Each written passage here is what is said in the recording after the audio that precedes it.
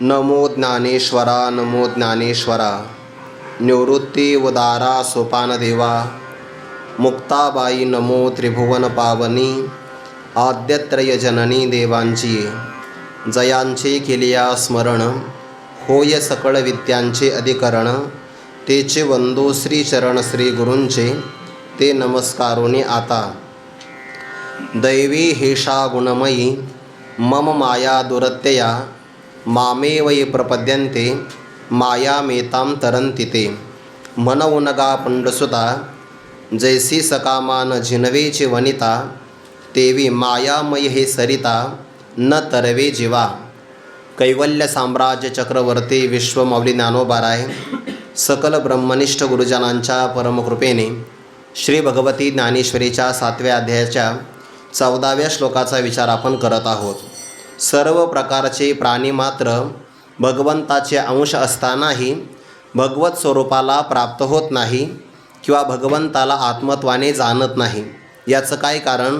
तरी मायायोगी जीव दशे आले म्हणून माझीची मी नव्हती माझीची मज न ओळखती अहम ममता भ्रांती विषयांद झाले। जो देह आपला नाही किंवा जो देह जन्माच्या पूर्वी आपल्याला प्राप्त नव्हता मृत्यूच्या पश्चात राहणार नाही असं ज्या देहाचं अनित्य स्वरूप आहे, जी वस्तू तिन्ही कालामध्ये राहते त्याला नित्य असं म्हणतात आणि जी 2 कालामध्ये नसते आणि एका कालामध्ये असते तिला अनित्य असं म्हणतात। ज्याप्रमाणे मृगजळ सूर्योदयाच्या पूर्वी नाही सूर्यास्तानंतर आपल्याला दिसत नाही आणि भर दुपारी 12 वाजता जरी आपल्याला ते दिसलं तरी त्याचं अस्तित्व फक्त दिसण्यापुरतं आहे, तत्वतः मात्र ते खरं नाही। कारण का? जर खरं पाणी असेल तर जमिनीमध्ये ओलावा प्राप्त होतो आणि मृगजळाचं सरोवर जरी दिसलं तरी त्या सरोवराने मृगजळाची ओलांश काय भूमी तिमे। ज्ञानोबा म्हणतात जमीन काही ओली होत नाही किंवा मृगजळाच्या सरोवराला पाहिल्यानंतर कोणीही साळी किंवा केळी शेती करण्याकरता प्रवृत्त होत नाही। मृगजळाची का तळी ती दिठी दुरोणी न्याहाळी वाचोनी तेने पाणी ये साळी केळी लाविशी काही। कारण मृगजळाचं अस्तित्व फक्त एका कालामध्ये आहे 2 कालामध्ये नाही म्हणून ते अनित्य आहे। तसं देहाचंही अस्तित्व जन्माच्या अगोदर नाही आणि मृत्यूच्या पश्चात राहणार नाही, फक्त मधल्या काळामध्ये देहाची प्रतीती आहे म्हणून देह हा अनित्य आहे। देह आधी काय तव खरा देह संबंधी पसारा बुजगावने चोरा रक्षणसे भासतसे हे तुकोबारांचे प्रमाण आहे। शास्त्रीय भाषेमध्ये आपण प्रक्रिया पाहतो ते सरळ भाषेमध्ये आपल्याला प्रतिपादन केलेलं आहे। देह आधी काय खरा, काय खरा आहे का अगोदरच म्हणून फक्त मधल्या काळामध्ये आहे, पण जीवाला स्वतःच्या अमरत्वाचं ज्ञान नसल्यामुळे नसलेल्या देहाला तो मी मानतो आणि देह संबंधी पदार्थाला माझं मानतो। जीवाच्या दुःखाला मूळ कारण काय असेल तर देहाची अहंता आणि देह संबंधी पदार्थाविषयी असणारी ममता, ज्याला शास्त्रीय भाषेमध्ये अहम अध्यास आणि मम अध्यास असं म्हणतात। दुःखाला कारण हेच आहे, ज्या काळामध्ये आपल्याला अहंता आणि ममता नसते म्हणजे मीपणा आणि माझेपणा आठवत नसतो त्या काळामध्ये केवळ सुख असतं। याचा आपण दररोज अनुभव घेतोच आहे। गाढ झोप आपल्याला जेव्हा लागते तेव्हा सुषुप्ती अवस्थेमध्ये मी कोण आहे याचा विसर पडतो आणि माझं काय काय आहे याचाही विसर पडतो। म्हणजे माझेपणा आणि मीपणा विसरला तर जीव कायम आनंदी राहू शकतो। जागृतीमध्ये त्याचं ऑपरेशन झालेलं असतं, प्रचंड वेदनाही त्याला असते, त्या वेदनेमुळे त्याला अजिबात सुखाची प्राप्ती होत नाही।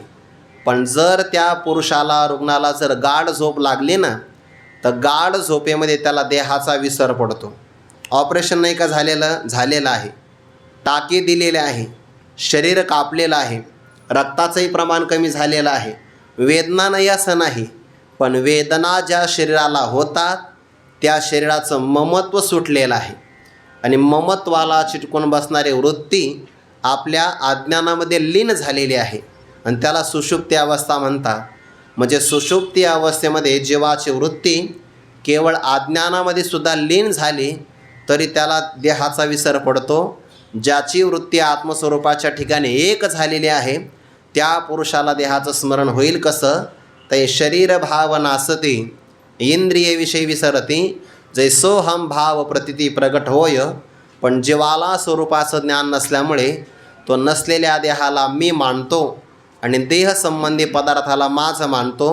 अहंता आणि ममता यांचा विस्तार म्हणजे प्रपंच आहे आणि ममता आणि अहंता यांचा बाध होणं हे नाहीशे होणं म्हणजेच परमार्थ आहे.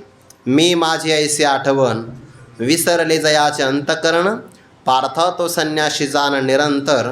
पण हे सगळं अनर्थाला कारण काय असेल तर मायेचा संबंध आहे आणि ही माया दैवी आहे, गुणमयी आहे, भगवत शक्ती आहे, तरुण जाण्याकरता अतिशय कठीण आहे.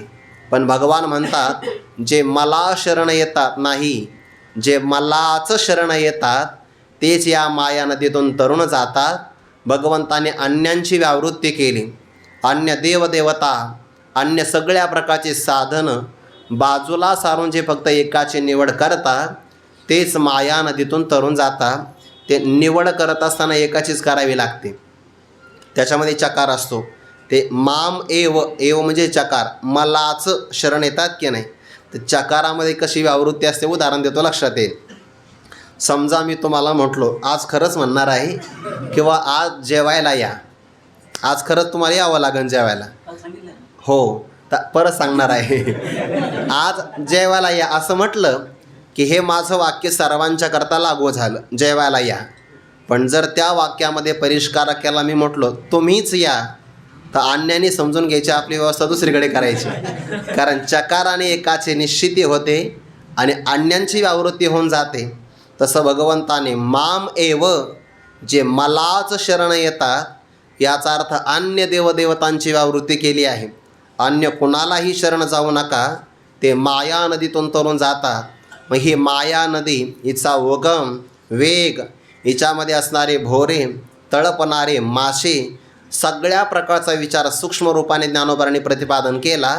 आणि या माया नदीतून तरुण जाण्याकरता कोणी कोणी काय काय प्रयत्न केले त्या प्रयत्नांची सुद्धा यादी दिली आहे.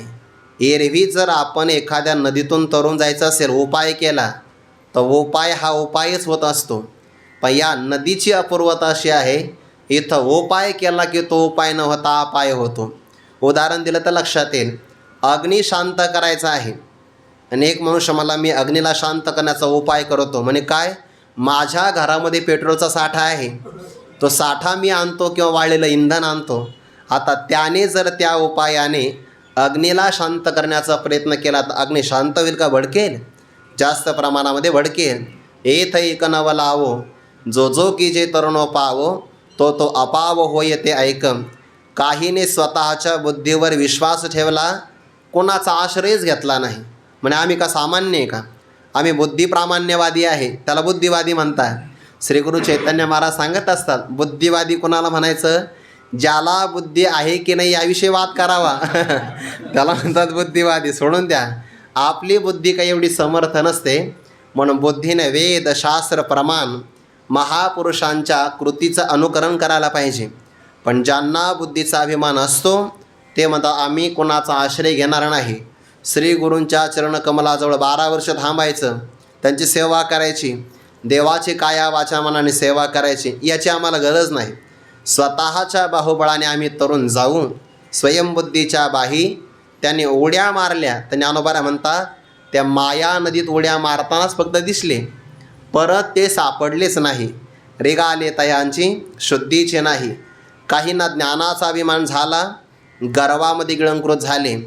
काहीने वेदाध्ययन केलं, चांगलं होतं, पण अध्ययनाचा अहंभावाचा धोंडाजवळ घेतला. म्हणजे अध्ययनाची विद्वत्तीची अभिमान संपन्नता आल्यामुळे ते सुद्धा मदमिनाच्या तोंडामध्ये सगळेच गेले. काही जणाचं तारुण्याचं बळ होतं. 3 उपाय सांगितले बरं. एक स्वयंबुद्धी, एक जाणीवेचा मद, त्यानंतर असणारं विद्वत्तेचा अभिमान. काही जण कामाच्या काशीला लागले आणि वार्धक्यापासून तर मरणाच्या गाळापर्यंत सगळे ऋतून बसले. ऐसे कामाचे काशे लागले ते गेले वाया. काहीने यज्ञ साधनाची निवड केली, यज्ञातून पुण्य फार मोठं निर्माण झालं, पण त्या पुण्याचा सकाम भाव असल्यामुळे त्यांना अंतःकरण शुद्धी नाही मिळाली. ते स्वर्ग सुखाच्या कपारीमध्ये काही नद्यातल्या कपारी ओळखू येत नाही बरं. जर आपण घोड नदी पाहिली तर इथं चास नारुडी नावाचं गाव आहे, जिथं ज्ञानोबारांनी रेडेश्वरांची दशक्रिया संपन्न केली. तर तिथे खळगे पडलेले आहे. किंवा जर आपण निघोजला गेलो तर तिथं रांजण खळगे आहे. तर वरून पाहिलं तर लक्षात येत नाही, पण कपारी फार भयंकर आहे. तसं काही नाही. यज्ञाचं पुण्य घेतलं आणि ते पेटीजवळ घेऊन उडी टाकली तर ते स्वर्गसुखाच्या कपाटी शिरकून गेले. काहींनी आपल्याला मोक्ष प्राप्त व्हावा याकरता कर्म नावाचं साधन निवडलं.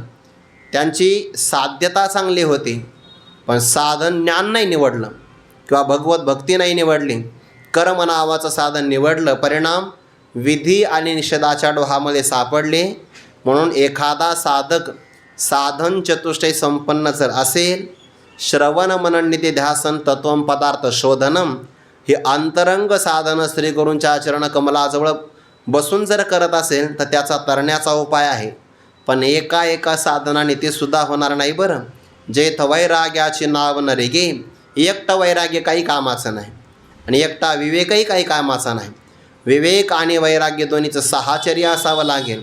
जेथ वैराग्याचे नाव न रे गे, विवेकाचा तागा न लगे. वरी म्हणजे शिवाय, काही तरोये योगे. योगे म्हणजे संबंध. विवेक आणि वैराग्य एकत्र आलं तर तरुण जाता येईल, पण असा प्रसंग क्वचितच घडतो. किंवा दुसरा प्रकार होईल, योगे साधनाचा अष्टांग योगाचा अर्थ घेतला तर अष्टांग योगाने तरुण जाता येईल निर्विकल्प समाधीच्या द्वारे. पंचांगदेव महाराजाप्रमाणे असे साधक विरळे भेटतात. असे दोन अर्थ होतील. आणि मग ज्ञानोबाला म्हणतात, जीवाच्या स्वतःच्या सामर्थ्य शक्तीनं या माया नदीतून तरुण जाण्याचा प्रकार कसा होईल. अतिशयोक्ती नावाचा एक अलंकार आहे साहित्यशास्त्रामध्ये, ज्यामध्ये एखादी गोष्ट फार मोठी वाढवून सांगितली जाते. म्हणजे 3च हात लाकूड असतं, 7 हात ढिलपी सांगितली जाते, तर तेव्हा त्याला अतिशयोक्ती अलंकार असं म्हणतात. अतिशयोक्ती अलंकार जरतरची भाषा वापरून ज्ञानोबारांनी अतिशयोक्ती अलंकाराची 9 प्रकारची उदाहरणं आपल्या समोर दिलेली आहे.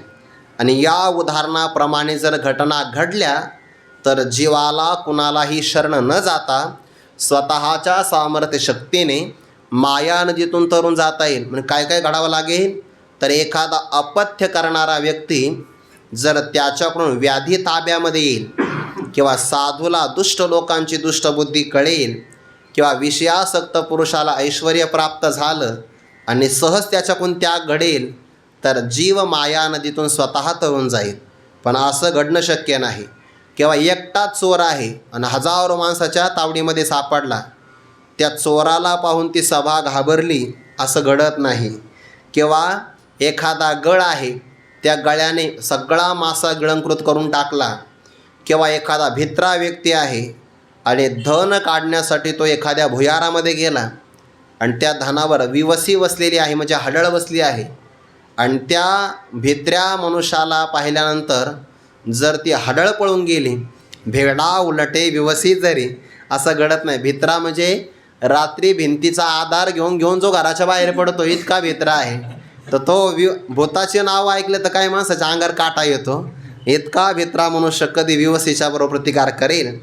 किंवा एखादं पाडस आहे, हरणाचं पाडस, आणि मजबूत असणारं जाळं जर त्याने तोडून टाकलं, पाडस वाघूर करांडी किंवा मुंगी नावाचा जीव, आणि तिने मेरू पर्वताचं उल्लंघन करून जर गेली, तर ज्ञानोबारा म्हणतात, तरी मायेचे पहिलं थडी देखती जीव. इथपर्यंत आपण 8 उदाहरणं काल पाहिले. 95 क्रमांकाची ओवी. आता 96 क्रमांकाच्या ओवीमध्ये ज्ञानोबारा 9व्या क्रमांकाचं उदाहरण देता, म्हणून गा पंडसुता, जैसी सकामान जिनवेची वनिता, तेवी मायामय हे सरिता, न तरवे जीवा. जीवाकडून, जीव म्हणजे कोण, मुंगीपासून तर ब्रह्मदेवापर्यंत हे सगळे असणारे जीवच आहे. फक्त त्याच्यामध्ये थोडासा तरतम भाव आहे. ज्याच्याकडे 100 यज्ञाचं पुण्य आहे तर तो इंद्रपदावर जातो, आणि ज्याने सलग ब्राह्मणाचे 100 जन्म घेऊन ब्रह्मकर्म केलं की त्याला ब्रह्मदेवाचं सत्यलोकातलं पद मिळतं. 101 जन्मा जन्मोनी ब्रह्मकर्मा, करी तोची ब्रह्मा आणू नोहे, का शतमक संपत्ती स्वर्गीचे. पण इंद्र जरी झाला आणि ब्रह्मदेव जरी झाला तरी तो जीवच आहे. वैकुंठवासी गुरुवरे गुलेबाबा म्हणायचे, बुवा ब्रह्मदेव झाला म्हणजे काय झाला? ब्रह्मदेवाचा फक्त बारदाना मोठा आहे, नाहीतर ब्रह्मदेव जीव कोटीतच आहे. एखादा ब्रह्मदेव मुक्त होतो आणि सत्यलोकातलं आयुष्य फार मोठं आहे. म्हणून एकही जीव असा नाही. तुकोबाराचं एक प्रमाण आहे बघा नाटामध्ये, संसार सिंधू हा दुस्तर, नुलंघवे उलंघिता पार, बहुत वहाविले दूर, न लगेच तीर पैलथडी. किंवा ब्रह्मादिका पार नुलंघवे सामर्थ्ये. ब्रह्मादिकांना सुद्धा स्वतःच्या सामर्थ्याने तरुण जाता येत नाही. जिथं ब्रह्मदेवाचा लाग लागत नाही तिथं जीवाची काय कथा आहे. ज्या पाण्याच्या प्रवाहामध्ये उंटाच्या मानेहून पाणी फिरतं, जे उंटाची सुद्धा हिंमत होत नाही त्या पाण्याच्या पलीकडे जायची, तिथं उशीर आलेली शेळी म्हणली मी जाऊ का पलीकडे? कस काय पलीकडे जाईल? कैमुतिक न्याय आहे की नाही? जिथं ब्रह्मादिकांना सुद्धा पलीकडे जाता येत नाही, जीवाला सुसामर्थ्याने कसं काय जाता येईल? म्हणून जीवाने स्वतःचा अहंभाव, विद्वत्ता, सगळ्या साधनांचा विश्वास सगळा बाजूला टाकून एक गुरुदेवाची नाहीतर देवाची काया वाचा मनाने सर्व भावाने शरणागती करावी, आश्रय धारण करावा. म्हणजे तरुण जाण्यामध्ये अहंकार कधीच होत नाही. कोणतीही व्यक्ती असू द्या, त्याच्या जीवनामध्ये गुरुवारी डॉक्टर बाबा सांगत असतात, एक इष्ट ग्रंथ असावा, जीवापाड प्रेम करावं एका कोणत्या तरी ग्रंथावर, की तो ग्रंथ जीवनातले सगळे प्रश्न सोडवत असतो. एक जीवनातलं इष्टदैवत असावं, इष्ट मंत्र असावा, इष्ट गुरु असावे, ज्यांना आपण आपल्या मनातलं आत्मनिवेदन करू शकतो. आणि जो व्यक्ती यापैकी कोणाचा आधार घेत नाही त्याला अहंकार फार लवकर होतो, त्याचे तरुण जाण्याची काही शक्यता नाही. पण ज्याच्या जीवनामध्ये ग्रंथ आधार आहे, इष्टदैवत, इष्ट गुरु, इष्ट मंत्र, इष्ट साधना यांचा आश्रय असेल तर त्याला कधीच अभिमान होत नाही. तो म्हणतो आम्हाला ज्ञान झालं पण आमच्या गुरुदेवाने आमचा उद्धार केला. ज्ञानदेव म्हणे तरलो तरलो आता उद्धरलो गुरुकृपे. हे गुरुकृपेचा संबंध असावा लागतो. म्हणून जीवाला सुसामर्थ्याने तरुण जाता येणार नाही. त्याच्याकरता ज्ञानोबारे आणखीन एक सरस मार्मिक उदाहरण देतात. व्यवहारातलं 96 क्रमांकाची ओवी आहे. मनवनगा पंडसुता जैसे स कामान जिनवेची वनिता, तेवी मायामय हे सरिता न तरवे जीवा. तेवी म्हणजे त्याप्रमाणे, त्याप्रमाणे शब्द आला की त्याला अगोदर ज्याप्रमाणे शब्दाची अपेक्षा असते. आणि मराठी भाषेमध्ये तेवी शब्द आला की त्याच्या अगोदर कुठंतरी जेवी शब्दात, जेवी म्हणजे जेवण कर असा क्रियापदार्थ नाही घ्यायचा. जेवी म्हणजे ज्याप्रमाणे. इथं जेवी शब्द नाही आला पण जैशी शब्द आला की नाही, त्या जैशी शब्दाचा जसं असं उदाहरण घ्यायचं. हे पंडसुता ज्याप्रमाणे सकामा. सकाम म्हणजे काय? अत्यंत विषयासक्त असणारा पुरुष. मानवाचे प्रकार 4 होतात. त्यापैकी जो स्थूल सूक्ष्म कारण या 3 देहाच्या संघातापासून मुक्त झालेला आहे आणि ज्याला आपल्या आत्मस्वरूपाचं ब्रह्मरूपाने अभेद अद्वैत तत्त्वज्ञान झालेलं आहे त्याला मुक्त म्हणायचं. तो दिसायला देहात दिसतो पण देहापासून मात्र तो सुटलेला असतो. जसं की सरोवरामध्ये पाणी असतं, त्या पाण्यामध्येच कमळ राहतं पण त्या कमळाला पाणी मात्र लिप्त करत नाही किंवा पाणी त्याला लागत नाही. तसं तो देहातच राहतो पण देहाचे कर्म आणि पाप पुण्य त्याच्या अंगाला लागत नाही. तो का म्हणे आम्ही झालो अग्निरूप, लागो निदू पाप पुण्य अंगा. त्याला मुक्त असं म्हणायचं. हा पहिला प्रकार आहे मानवातला. दुसरा प्रकार आहे साधकाचा. तिसरा प्रकार आहे विषयी पुरुषाचा. आणि चौथा प्रकार आहे पामराचा. विचारसागर ग्रंथामध्ये क्रम वेगळा दिला आहे पण मी श्रेष्ठतेनुसार क्रम घेतला आहे बरं. हा सगळ्यात श्रेष्ठ मुक्त, त्यापेक्षा थोडासा अलीकडे साधक, त्याच्यापेक्षा थोडासा बरा विषयी, कारण तो विहित भोगामध्ये आसक्त आहे. आणि पामर तर मात्र निषिद्ध भोगामध्ये सुद्धा आसक्त आहे. पण जरी 4 प्रकार असले तर यांचं प्रमाण मात्र समान नाही बरं. नाहीतर जगामध्ये 25% पामर, 25% विषयी असं नाही आहे. यांची संख्या खूप कमी आहे. सर्वात जास्त भरणा आहे पामरांचा. त्यांची संख्या 60-70% असेल. त्याच्यापेक्षा जास्त आहे, जास्त कमी आहे विषयी पुरुषाचा प्रकार. त्याहीपेक्षा कमी आहे साधक. आणि सिद्ध महात्मा तर फार दुर्मिळ आहे. भगवंताला म्हणावं लागलं वासुदेव सर्वमिती स महात्मा सुदुर्लभ. देवाने म्हणावं तो महात्मा मला दुर्लभ आहे. जिथं देवाला दुर्लभ आहे तिथं आपल्याला किती दुर्लभ असेल. पण ज्ञानोबाची कृपा आहे महाराज आपल्यावर. आपल्याला भगवंताला दुर्लभ असणारे महात्मे ज्ञानोबाऱ्यांच्या कृपेनं आपल्याला सुलभ झाले. किती मोठी कृपा आहे ज्ञानोबाऱ्यांची. आपण कधीतरी विचार केला पाठामध्ये की आपण आळंदीत राहतो, ज्ञानोबाऱ्यांच्या कृपेच्या पदराखाली आपण सुरक्षित आहे. ती आई आहे ना आपली, साधकांचा मायबाप. आणि आईच्या पदराखाली बालक कायम सुरक्षित राहतं. आपल्याला गुरुजनांचा शोध घेण्यासाठी कष्टच पडले नाही. आपण आळंदीत आलो की ज्ञानोबाने आपल्याला गुरुवारी मारुती बाबा, शास्त्री बाबा, डॉक्टर बाबा या समान असणारे सगळे गुरुजन. मी 2-3 नावं घेतले म्हणजे बाकीच्यांचा उल्लेख केला नाही असं नाही. 2-3 नावामध्ये सगळ्यांचा उल्लेख येऊन गेला. तर समान सगळे गुरुजन आपल्याला भेटले हे ज्ञानोबाऱ्यांची कृपा आहे. नाहीतर हा योग जीवनामध्ये येत नाही. मुक्त महात्मा दुर्लभ आहे. गुरुवारी मारुती बाबा सांगत असतात, प एका विद्यार्थ्याला सांगितलं 500 पत्रावळ्या घेऊन ये. तर 500 पत्रावळ्यांना हात लावायचा नसतो. एक हात वरची पत्रावळी आणि एक हात खाली असणारी पत्रावळी. 2 पत्रावळींना हात लागला की मधल्या सगळ्यांना हात लागतो. तसे मी 2-4 गुरुजनांचे नावं घेतले, बाकी सगळे त्यामध्ये आले, असा त्याचा अर्थ आहे. मुक्त महात्मे दुर्लभ आहे, सहजासहजी भेटत नाही. ऐसी कर्मे साम्य दशा होय तीर्थ विरेशा, मग श्री गुरु आपैसा भेटीचे का. आणि तो योग आपल्या जीवनात आला की नाही, म्हणूनच आपण सगळे भाग्यवान आहोत. सांगायचं तात्पर्य काय आहे, मुक्त दुर्लभ आहे, त्यापेक्षा साधक सुलभ आहे, त्याहीपेक्षा जास्त विषयी पुरुष आहे. आणि पामरांची तर मात्र प्रत्येक ठिकाणी भेट होऊ शकते. पण जो विषयी पुरुष आहे ना, तो विहित भोगामध्ये आसक्त आहे. आणि आसक्त पुरुष विषयाला जिंकून साधक होणं फार कठीण आहे. कारण तो विषयाच्या ताब्यात गेलेला असतो. तो विषयाला जिंकत नाही, विषय त्याला जिंकून घेतात. नाही तर साधक असा आहे, असंग शस्त्रेन दृढेन चित्वा. तो वैराग्य नावाचं शस्त्र धारण करतो आणि सगळ्या विकार, विषय, वासना यांचा पराभव करतो. साधक जीवनामध्ये युद्ध असतंच ना. रात्री दिवस आम्हा युद्धाचा प्रसंग. अंतर्बाह्य जग आणि मन या सगळ्यावर विजय संपादन करतो, त्याला साधक म्हणतात. आत्मसुखाची या गोडिया विटे जो का सकळ विषया, जयाच्या ठाई इंद्रिया मान नाही. ज्यांच्यामुळे आपल्या भारत देशाला भारत नाव मिळालं की नाही, तर ते भरत राजे जेव्हा तपश्चर्या करण्याकरता निघून गेले, तर तेव्हा त्यांचं सगळं राज्य अनुकूल होतं. नाथ महाराजांनी त्यांच्या अनुकूलतेचं उदाहरण दिलं. मला विषयी पुरुषाकरता ते उदाहरण वेगळ्या अंगाने द्यायचं आहे. सगळं राज्य अनुकूल आहे. नाथ महाराज म्हणतात, तेने दिगमंडल जिंतिले, समुद्रवलयांकित राज्य केले, नाना भोग भोगिले, जे नाही देखिले सुरवरी, अनुकूळ स्त्रिया पुत्र, अनुकूळ मंत्री पवित्र, अनुकूळ राज्य सर्वत्र, ते त्यागिले विचित्र नाना भोग, जे राज्य वैभव भोगिती, त्यांचे कदा नव्हे गा विरक्ती, भरते केले नवल ख्याती, सेवेला श्रीपती भोग त्यागे.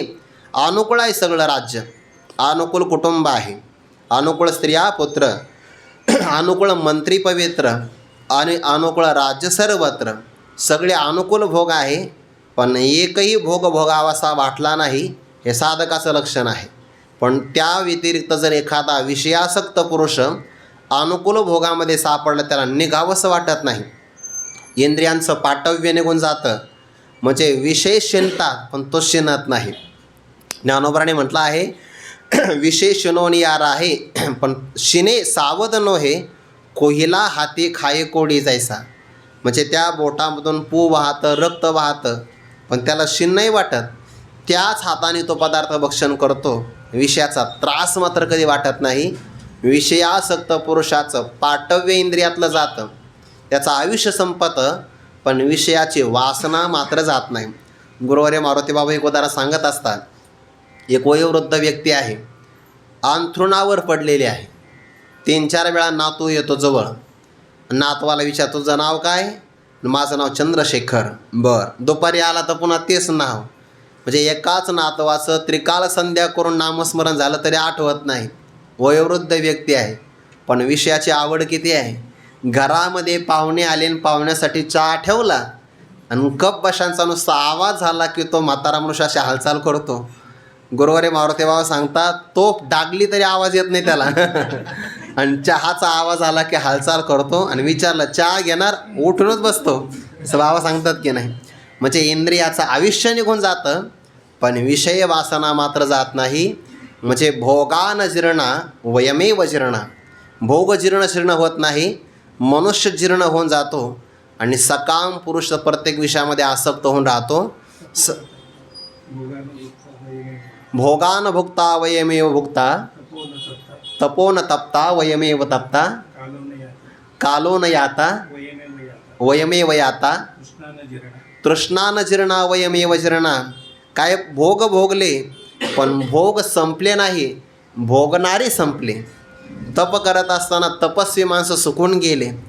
काल यापन झाला पण तृष्णा मात्र काही जीर्ण झाली नाही. तैशी तृष्णा वाढिन्नलिया मेरुई हाता आलिया, तरी म्हणे एखाद्या दारुणा वळगो. आणि जो विषयासक्त पुरुष आहे ना, तो विषयाच्या पूर्ण अधीन होऊन जातो. उदाहरण दिलं आहे, जैसी ज्याप्रमाणे सकामा म्हणजे विषयासक्त पुरुष आहे, त्याच्याकडून त्याची वनिता म्हणजे स्त्री न जिनवेची, कधीही तो स्त्रीला जिंकू शकत नाही. म्हणजे स्त्रीला आपल्या ताब्यात ठेवत नाही, तर तो स्त्रीच्या ताब्यात जातो, स्त्रियाच्या अधीन होतो. ज्ञानोबाने पुढे म्हटलं आहे बघा, माकड गारुडियाचे जैसे होय, ती याची छंदेची नाचे, तिच्या आवडीनुसार नृत्य करतो. या महाभारताची जी निर्मिती झाली की नाही, या महाभारतामध्ये पांडवांचे पुत्र अभिमन्यू वीरगतीला प्राप्त झाले. त्यानंतर त्यांचे पुत्र होते अभिमन्यूचे परीक्षिती. आणि परीक्षिती राजाने एका ऋषीचा अपराध केला. ऋषी होते मौन, यांना लागले तहान. आवाज दिला आश्रमामध्ये, पण प्रतिकार काही आलाच नाही, प्रतिसाद काही मिळाला नाही. जवळ पडलेला एक मेलेला साप त्या शमीक नावाच्या ऋषीच्या गळ्यामध्ये टाकला. त्यांचा मुलगा होता शृंगी, तो गेला होता स्नानाला. बाकीच्या काही गुरुबंधूंनी त्याचं लपून पाहिलं आणि त्यांनी आपल्या गुरुपुत्राला जाऊन सांगितलं, म्हणे एक राजा आला होता, माहिती नाही कोण होता म्हणे, पण आपल्या वडिलांच्या ध्यानमग्न अवस्थेमध्ये मेलेला साप गळ्यामध्ये टाकला. तर ते करिता तपे काम क्रोध खवळते. ते शृंगीचं तप होतं आणि त्याने तिथं स्नान करता करता पाणी घेतलं. जुन्या काळात शाप लागायचे. हातामध्ये ओंजळीत पाणी घेतलं आणि लगेच शाप दिला, ज्याने माझ्या वडिलांचा अपराध केला असेल त्याला 7 दिवसामध्ये तक्षक नावाचा साप चावेल आणि आता जगसुद्धा माझ्या तपाचा प्रभाव पाहिजे. दिलं पाणी सोडून त्याने. माहिती नव्हतं आपण कोणाला शाप दिला. जुन्या काळात शाप का लागायचे? कारण तेव्हा परान्न भक्षण करून वाणीतलं तप निघून जात नसायचं. आता परान्न भक्षण केल्यामुळे वाणीत तप राहिलं नाही, सगळं परान्न झाल्यामुळे आणि अनैतिक लोकांच्या वस्तूंचा संग्रह केल्यामुळे हातात बळ राहिलं नाही. त्यामुळे कलियुगामध्ये कोणाचा शाप लागतच नाही. मग याचा अर्थ असा नाही कोणाचाच लागत नाही, बरं, जास्त करून कोणाचा लागत नाही. एखाद्या महात्म्याचा लागू शकतो. आपल्याला जर एखाद्याचा आशीर्वाद नाही घेता आला तरी चालेल, फक्त शाप मात्र कोणाचा घेऊ नका. कारण एखाद्याचा अंतकरणातून तळतळा जर लागला ना, तर नक्की जे माणसं अनैतिक मार्गाने पैसा कमवतात ना, कोणाच्या तरी घामाचा, कोणाचं रक्त शोषण करून, तो पैसा अन्याय मार्गाने फक्त 10 वर्ष राहतो. महाभारतातलं प्रमाण आहे. आणि 11वं वर्ष लागलं की त्याने अन्यायाने कमवलेलं आणि वाडवडिलांनी इमानदारीनं कमवलेलं सगळं नष्ट होतं. म्हणून थोडंसं उशिरा श्रीमंत झालं तरी चालेल, पण श्रीमंत होण्याच्या घाईमध्ये अनैतिक मार्गाने कोणाचा शाप घेऊ नये. तर ते शृंगीने दिला शाप. शाप लागला परीक्षिती राजाला. मग आता आपल्यासारख्याला नुसता शाप जर मिळाला असता शाप, तर 7 दिवसानं मृत्यू काय एखाद्याला पहिल्या दिवशीच अटॅक आला असता किंवा 7 दिवसामध्ये आपल्याला मरण येणार. पण ते परीक्षिती राजा होते, लगेच वैराग्य, राज्य परित्याग करून निघून गेले. मला त्या विषय पुरुषापर्यंत यायचं आहे, बरं, थोडा विस्तार होईल. आणि मग भागवताची कथा ऐकली तर गुरुवारी मारुती बाबा सांगत असता की शुकाचार्य जोपर्यंत त्या मंडपात होते तोपर्यंत तक्षकाला तिथं यायची हिंमतच झाली नाही. कारण तक्षकाला असं वाटलं जर मी परीक्षित राजाला दंश केला तरी पण शुकाचार्यांची अमृतमय दृष्टी यांच्या अंगावर जर पडले तर माझं विष जाईल निघून आणि हा परीक्षित राजा पुन्हा जिवंत होईल. म्हणून जोपर्यंत महात्मा असतो ना तोपर्यंत अनिष्ट येत नसतं. फक्त महात्मा जवळ पाहिजे किंवा आपण महात्म्यांच्या जवळ पाहिजे. म्हणून बाकी जगामध्ये काही हो, किती का मोठं युद्ध व्हाय ना, आळंदी सोडू नये, काही होत नाही आपल्याला. तिकडं काही हो, महापुरुषांची संगती सोडायची नाही. जेव्हा शुकाचार्य निघून गेले तर ते परीक्षित राजा म्हणतात, बाबांचे शब्द आहे बरं, गौरव मारुती बाबा सांगत असतात. तर परीक्षित राजा म्हणतोय, का बरं तक्षक येत नाही, का मला दंश करत नाही. म्हणजे राजा तुला भीती वाटत नाही. नाही म्हणे, तुमच्या बोधामुळे हा परीक्षित अमर झाला. आता देह माझा नाही, देह संबंध माझा नाही. मग दंश केला. तर त्या परीक्षिती राजाच्या मुलाचं नाव होतं जनमेजय. आणि त्याला हे बाकीचं काही माहिती नव्हतं. त्याला फक्त एकच माहिती झालं की माझ्या वडिलांना साप चावला. ते म्हणले जगातला एकही साप ठेवायचा नाही.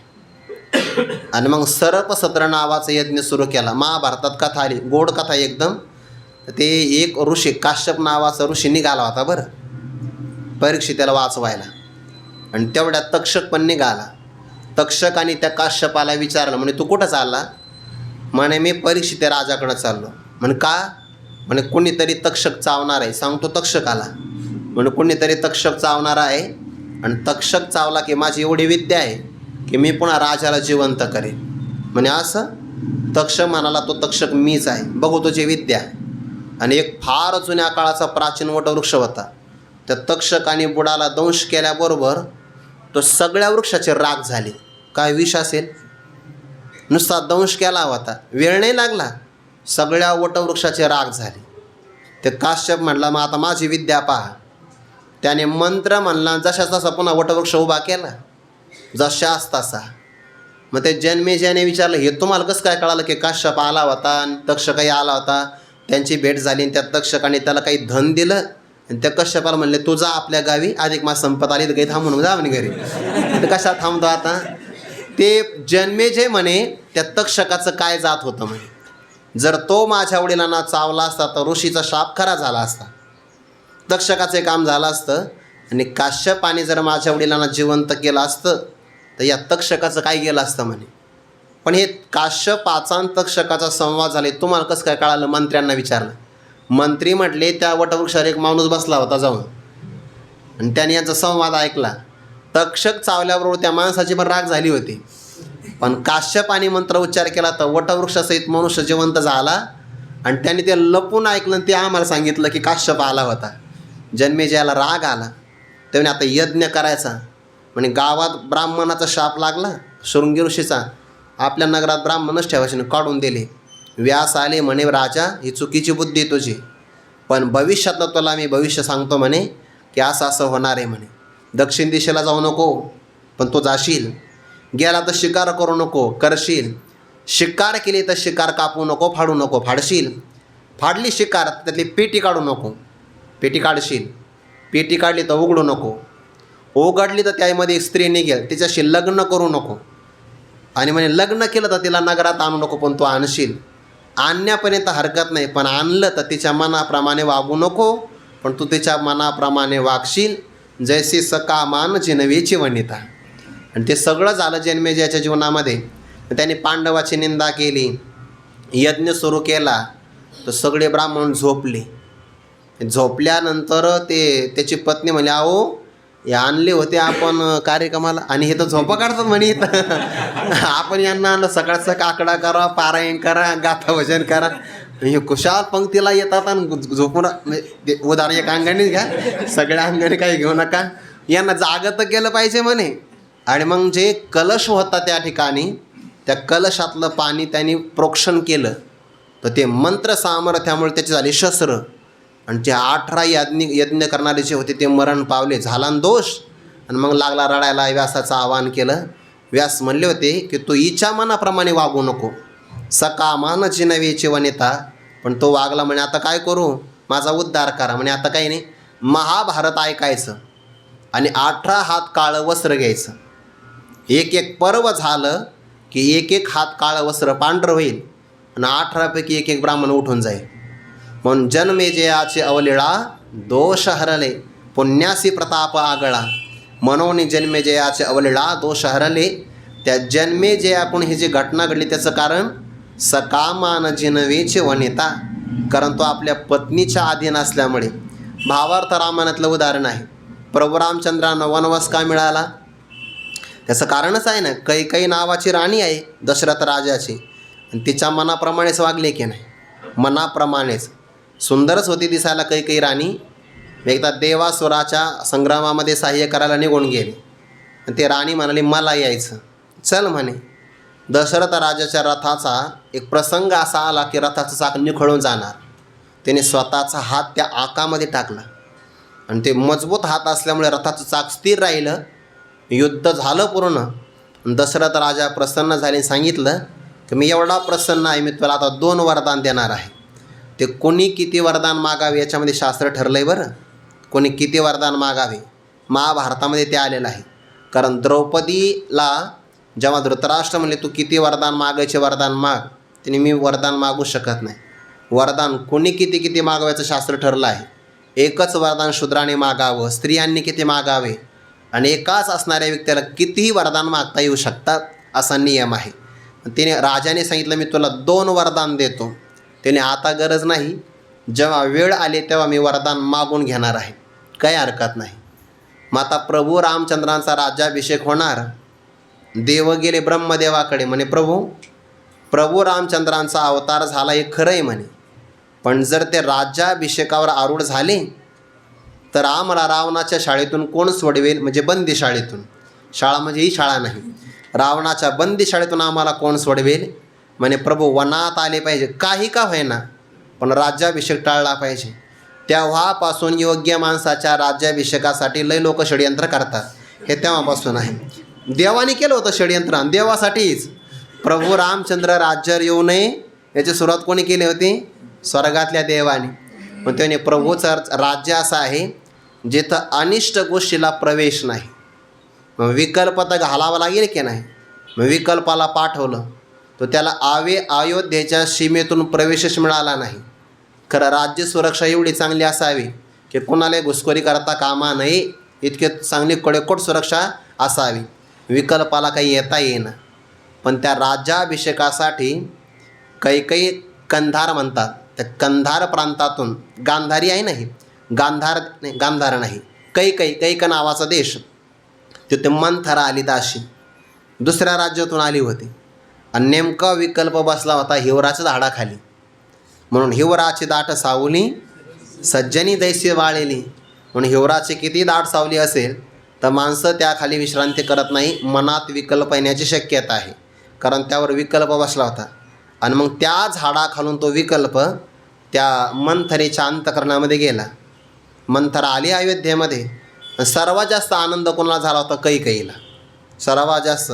त्याने अनेक प्रकारचं प्रवचन केलं. प्रवचन म्हणजे हे नाही, पण तुला काही वाटतं का म्हणे, अगं प्रभू रामचंद्र राज्यावर जर आरूढ झाले तर राजमाता हा दर्जा तुला नाही मिळणार. मिळणार तर कौशल्य मिळणार, सन्मान त्याला, आणि तू तर दाशी होऊन राहशील. जाऊ दे ना म्हणे, माझी तर मोठी बहीण आहे. अगं तुला कळत कसं नाही, असं म्हणून मंथरीनं दिलं आलिंगन. मग तिच्या हृदयातला विकल्प हिच्या हृदयात गेला आणि एका रात्रीत वातावरण फिरलं. एकाच रात्री. दुसऱ्या दिवशी दशरथ राजा गेले कैकेयीच्या महालामध्ये. तर त्याने सांगितलं बाकीचं काही नाही म्हणे, राज्याभिषेक नंतर पहिले आपले 2 वरदान द्या. म्हणे अगं थोडा वेळ फक्त, एकदा काल्याचं कीर्तन झालं की नाही नंतर, अगोदरच म्हणे वरदान, अगोदरच म्हणे. माग काय मागायचं म्हणे, एका वरदानाने प्रभूंना 14 वर्षाचा वनवास आणि एका वरदानाच्या मोबदल्यामध्ये माझ्या भरताला राज्य. दशरथ राजा म्हणले भरताला राज्य दे, पण दुसऱ्या वरदानामध्ये मात्र प्रभूचा वनवास मागू नको. त्याने नाही द्यायचे असेल तर 2 द्या, नाही तर आत्ताच म्हणा की माझ्याकडून शक्य नाही. आणि मग मी जगाला सांगेल रघुकुलरीत सदा चली आई प्राण जाई. आता इथून पुढं म्हणेल वचनही जाई, प्राण जाई पर वचन न जाई असं म्हणता येणार नाही. अगतिक झाले. दशरथ राजाला काय करता आलं, जैसे सकामान जिनवेची वनिता. आणि या ओळीमध्ये एक शब्द आला आहे बघा, मनोनगा पंडुसुता. हे संबोधन का वापरलं असेल? मागे बघा या श्लोकावर चिंतन करता असताना आता महदादी ही माझी माया ओतरोनिया धनंजया, संबोधन काय वापरलं होतं तिथं? धनंजया. पण आता पंडुसुता हा शब्द का वापरला? त्याचं कारण, अर्जुना तू आहे पंडुराजाचा पुत्र, पंडुसुता म्हणतात. आणि तुमच्या वडिलांचा देहांत कसा झाला? त्याचं कारण हेच आहे, सकामान जिनवेची वनिता. ते पंडुराजांना योग्य होते, त्यांना शिकार करण्याचा छंद. जुने राजे लोक शिकार का करायचे काय माहिती, पण करत होते शिकार. ते वनामध्ये गेले. ऋषी आणि एक ऋषी पत्नी तपस्वी होते, पण ते एका हरणाच्या वेशामध्ये आपल्या स्त्रीच्या संगतीत राहू लागले. शिकार करता करता पंडूराजाने तीक्ष्ण बाण मारला. परिणाम असा झाला की आपल्या स्त्रीच्या वियोगामध्ये ते ऋषी मरण पावले.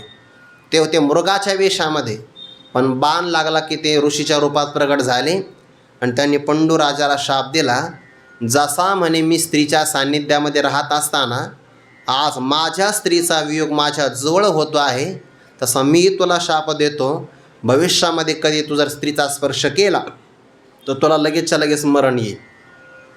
पंडूराजाला आपत्ती प्राप्त नव्हतं आणि धर्मपत्न्या 2, एक कुंती माता आणि दुसरी माद्री माता.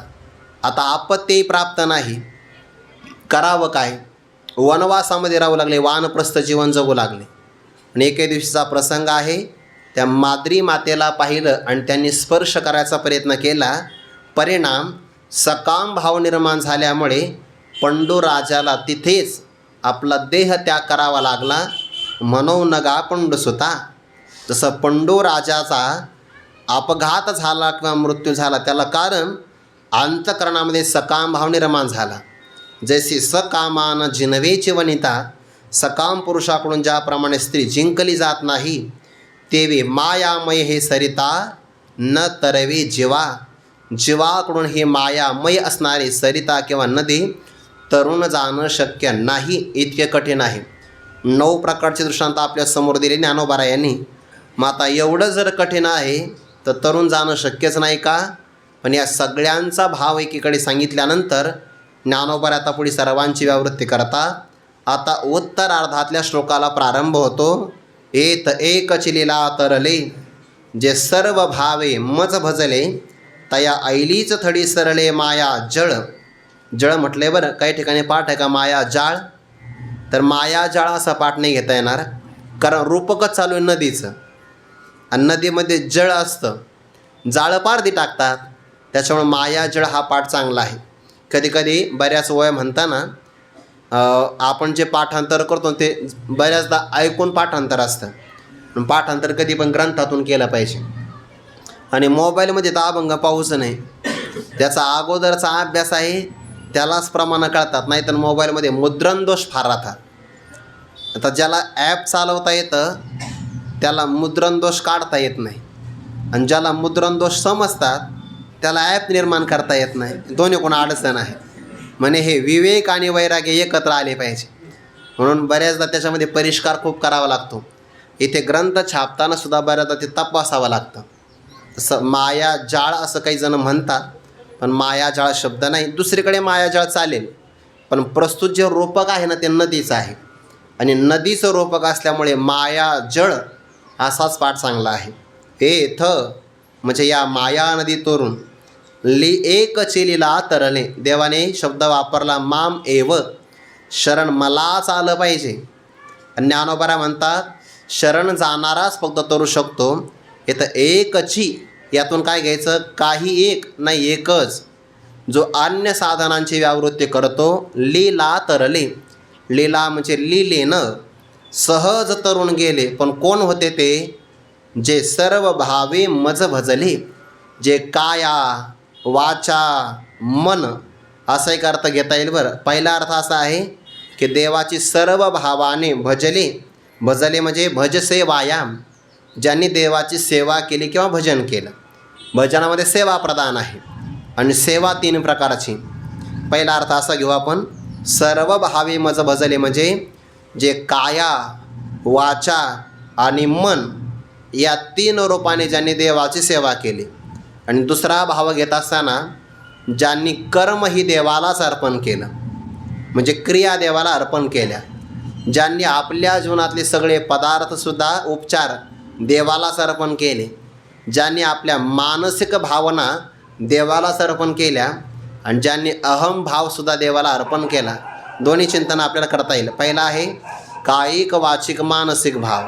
आणि काही जे जे सर्व कायिक वाचिक मानसिक भाव, तया मी वाचवणे धाव अनवते नाही, सर्व भावे मज भजले. आणि दुसरा अर्थ आहे उपचार देवाला अर्पण करायचा. पत्रम पुष्पम फलम तोयम यो मे भक्त्या प्रयच्छती. हे उपचाराचं भजन आहे. दुसरं यत करोषि यदश्नाशी यज्ज होशिदाशी यत तपस्यशी कोणती तत् कुरुष्व मदर्पणम. ह्या क्रियार्पणाचा प्रकार आहे. तिसरा प्रकार यातला पुन्हा मन्मनाभव मद्भक्तो मद्याजी माम नमस्कुरु मामे वैशशी युक्त्वैव मात्मानं मत्परायणः. हा भावनार्पणाचा प्रकार आहे. आणि त्याच्यामध्ये सर्व समर्पणामध्ये सर्व धर्मान परित्यज्य मामेकं शरणं व्रज अहम त्वा सर्व पापेभ्यो मोक्ष इष्यामि मा शुचः. एवढा 7 प्रकाराने विचार केला तर त्याला म्हणता येईल जे सर्व भावे मज भजले. किंवा भागवतामध्ये याचं चिंतन आलं आहे बघा. कायेन वाचा मनसेंद्रियैर्वा बुद्ध्यात्मना वानुसृतस्वभावा करोमि यद्यत् सकलं परस्मै नारायणायति समर्पयामी. असं करोमी पाठ घेतला की समर्पयामी घेता येतं. आणि करोती घेतला तर करोती यद्यत् सकलं परस्मै नारायणायति समर्पयेत्तत् असा पाठ घ्यावा लागतो. जेवढं काही कायिक वाचिक मानसिक इंद्रियांच्याद्वारे होणारं बुद्धीनं होणारं किंवा स्वभावता होणारं सगळ्या प्रकारच्या क्रिया याला म्हणतात सर्व भाव. आणि या सर्व भावाने फक्त विषय एकच आहे. विषय तो त्यांचा झाला नारायण. मग एकटा जरी असेल तो ज्ञानेंद्रियाने सुद्धा देवालाच पाहतो, कर्मेंद्रियाने सुद्धा देवाचीच कर्म करतो. शरीर वाचा मन हे सगळं ज्याने देवालाच अर्पण केलेलं आहे त्याला म्हणतात सर्व अर्पण प्रकार. सर्व भावे तरी बाह्य आणि अंतरा आपुलिया सर्व व्यापारा मज व्यापका ते विरा विषय करी. हाताचे चालणे नाही पायाचे चालणे हाताचे करणे ते होई मज कारणे तैसे करी. कारण हाताने चालायचं नसतं ना. पायांचे चालणे हाताचे करणे ते होई मज कारणे तैसे करी. पायाचं चालणं देवासाठी, हाताची क्रिया देवासाठी. किंबहुना आपले मन करी माझे एका यतन माझी श्रवणे कान भरोने घाली. किंवा दृष्टीच्या बाबतीमध्ये आत्मज्ञाने चोखडी संत जे माझी रूपडी ते तर दृष्टी पडो आवडी कामिनी जैसे. काया अर्पण देवाला कशी करावी एक उदाहरण सांगतो आणि आज थांबतो. कारण सर्व भावे मज भजल्याचा विस्तार थोडासा होईल. आपल्या वारकरी संप्रदायामध्ये संत परंपरेमध्ये जोगा परमानंद नावाचे महापुरुष, बार्शी नावाचं गाव आहे की नाही. आजही आपण जर बार्शीला गेलो तर भगवंताच्या मंदिरामध्ये जोगा परमानंद महाराजांची समाधी आहे. मंदिरातच आहे. आणि भगवंताची मूर्ती खूपच आकर्षक आहे, पाहण्यासारखी आहे. बार्शीला जर आपण गेलो तर पाहिलं पाहिजे, मंदिरात आहे समाधी. तर ते जोगा परमानंद जे महाराज होते त्यांचा एक नियम होता. काया अर्पण कशी करतात बघा.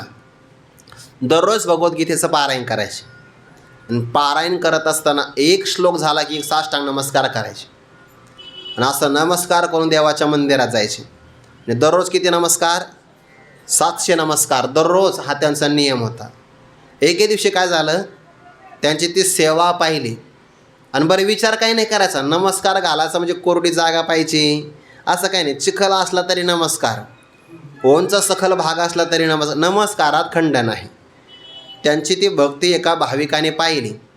आणि त्या जोगा परमानंद महाराजांना त्यांनी एक चांगल्या प्रकारचा पितांबर दिला. आणि महाराज तुमच्यासारख्या वारकऱ्यांची आमच्याकडून सेवा झाली पाहिजे. आता आम्हाला आमच्याकडे हा पितांबरच आहे पण फार मौल्यवान आहे, एवढा तुम्ही स्वीकार करा, परिधान करा. दुसऱ्या दिवशी काय झालं, जोगा परमानंद महाराजांनी तो पितांबर परिधान केला. मग आता एवढा मौल्यवान पितांबर म्हणल्यानंतर आता आपलीसुद्धा जर नवीन कपडे असेल, इस्त्री केली असेल तर आपण लगेच नमस्कार घालतो का? नाही, जागा पाहतो चांगली, इस्त्री मोडू नये, कपडा डाग लागू नये. तो पितांबर होता. मग थोडासा पितांबर सावरायचा आणि नमस्कार घालायचा. दररोज वेगात नमस्कार व्हायचे, लवकर व्हायचे.